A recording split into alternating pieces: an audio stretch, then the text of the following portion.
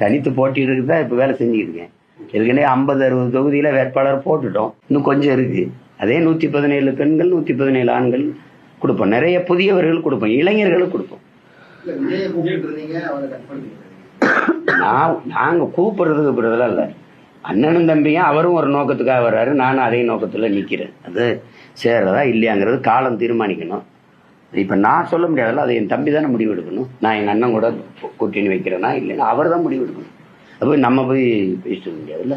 பரவலாக ஒரு தகவல் பரவிட்டு இருக்கு. அதிமுக தாவேக நீங்க 3 பேரும் ஒன்னா கூட்டணி அமைக்க போறீங்க 2026 அப்படின்னு சொல்லி அது எந்த வகையில இப்ப இது என்ன தெரியுதுன்னா, இந்த புரணி பேசுவோம்ல, அவ அவ அவ அந்த வீட்டுல என்ன நடக்குது தெரியுமா, இந்த வீட்டுல என்ன நடக்குது தெரியுமா, ஏதோ ஆகிறத பேசுங்க.